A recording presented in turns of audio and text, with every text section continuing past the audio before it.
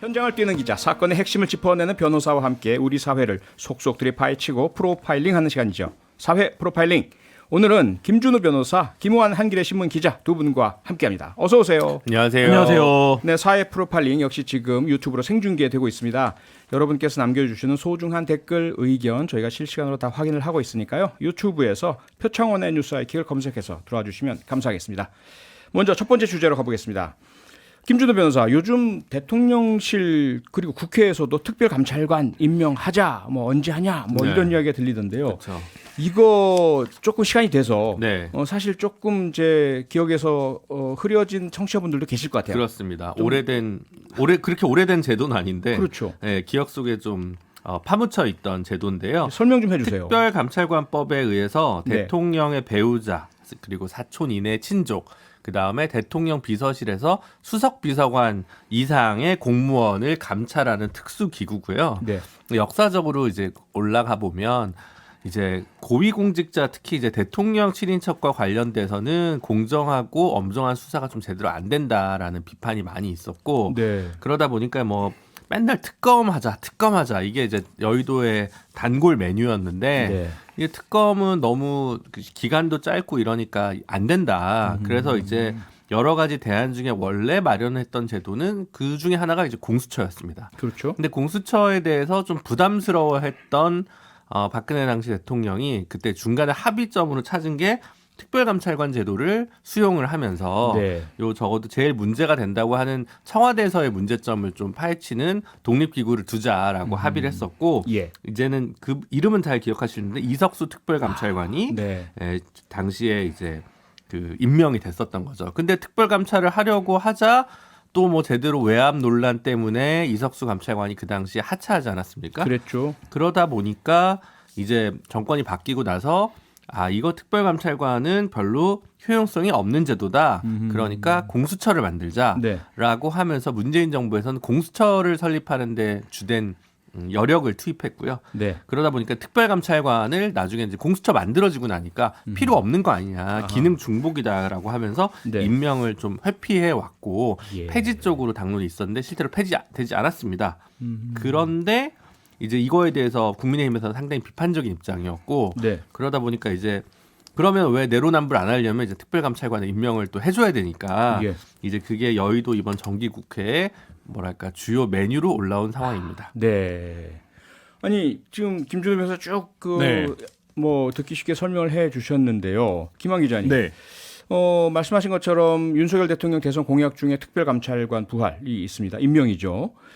그러면 빨리 그냥 임명하면 될 텐데 왜 아직까지 안 되고 논의만 왔다 갔다 이게 이제 국회에서 추천을 해야 되는 과정인데 예. 양쪽, 그러니까 지금 민주당과 국민의힘 모두 일종의 트라우마가 있어요. 이 특별감찰관에 대한. 아하. 국민의 입장에서는 이제 지금은 다 잊혀졌습니다만 네. 이석수 특별감찰관 문제가 사실 거대한 회오리가 돼서 그렇죠. 후에 이제 여러 굵직한 사건들의 출발점이 됐던 사건이거든요. 그러니까 이 네. 특별감찰관 하면 이제 좀 그 알러지 반응이 있었고 민주당 입장에서는 어쨌든 문재인 정부 5년 동안 임명을 하지 않았던 것인데 그걸 이제 와서 이제 야당이 됐다고 막 임명해라 이렇게 얘기하기에 좀 면이 좀 낯이 좀 뜨겁죠. 예, 그런 면이 있는 거예요. 네. 그러다 보니까 지금 이제 김건희 여사 문제가 여러 가지로 불거지면서 이거에 대한 이제 도입 임명해야 된다라는 이제 얘기가 촉발되면서 네. 국민의 입장에서는 조건을 달았어요. 어떤 거죠? 조건을 달았냐면 네. 북한 인권재단 도 지금 이사장이 없는 상태인데 이것도 이제 법에 임명하게 되어 있으니 이거랑 같이 하자 이런 이제 조건을 달아서 특별감찰관을 이제 도입을 국민의힘이 주장을 한 거고 네. 민주당은 이제 이거를 뜬금없다.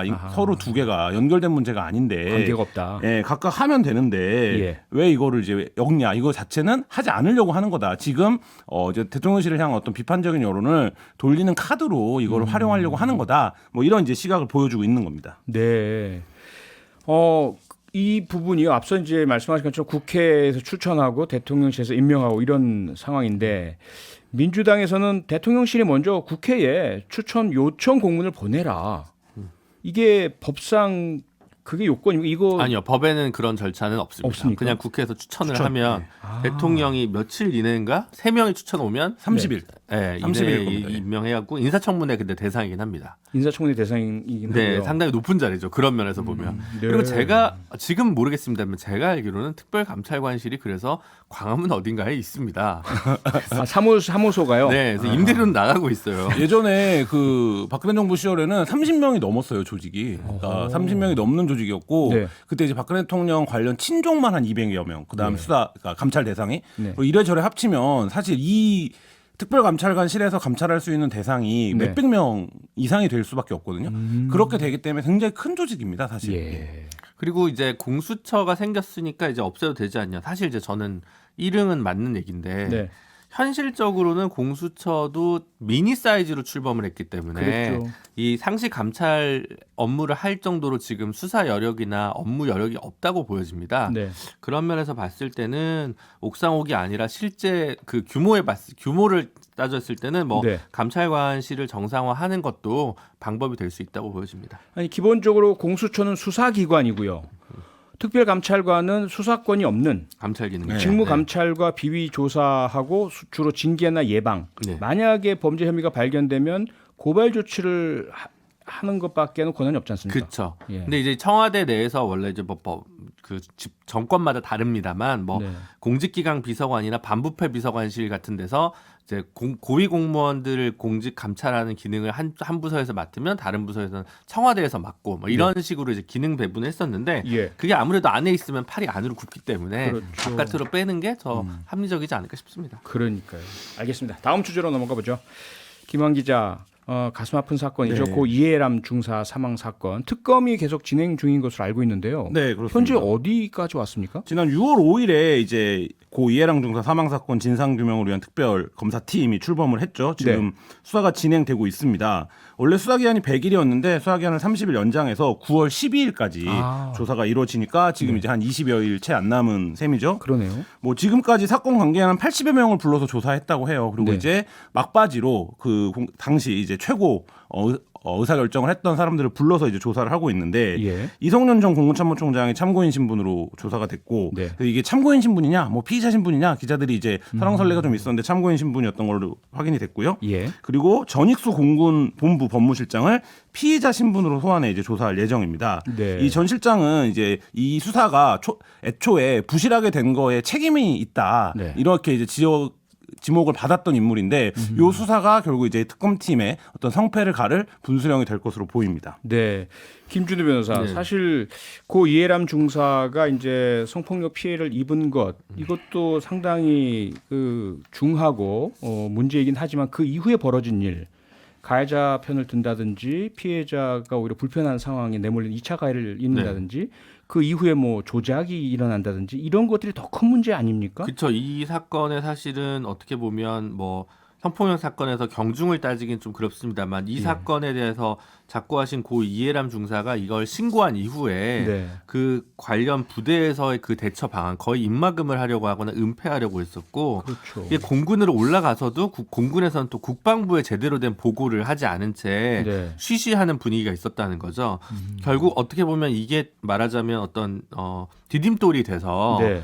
이제 평시 군사법원 관련해서 일부 축소가 되는 법률 개정까지 사실 이어진 측면이 있어서 네, 이제는 그렇죠. 군 내에서의 성범죄가 민간법원에서 재판까지 받게 됩니다만 네. 어쨌든 이 과정에서 피해자 보호라든가 아니면 그 참고인이나 피의자 조사 이런 부분에서 전반적으로 굉장히 직무태만이 있었던 거는 좀 확실한 것 같고요. 군에서는 늘 이렇게 되면 책임자 처벌로 인해서 본인들의 승진이나 이런 것들이 문제가 될까봐 쉬쉬하는 악습이 가장 개방적인 병역 문화를 가지고 있다는 공군에서조차도 이게 만연했다는 게 사실 드러난 슬픈 사건인데요. 네. 이제 관련된 군 검사나 뭐 이런 부분 감찰과 관련된 담당한 분들 같은 경우는 기소된 분이 없었기 때문에 네. 근데 이 사건이 좀 특이하게 좀 너무 과도했기 때문에 직무유기에 이를 정도 아니냐라는 이제 유족들 측에 시민단체 쪽에 강한 요청이 있어서 네. 결과적으로 이제 특검을 만들어졌는데 예. 특검이라는 게 항상 좀 늦게 도착하기 때문에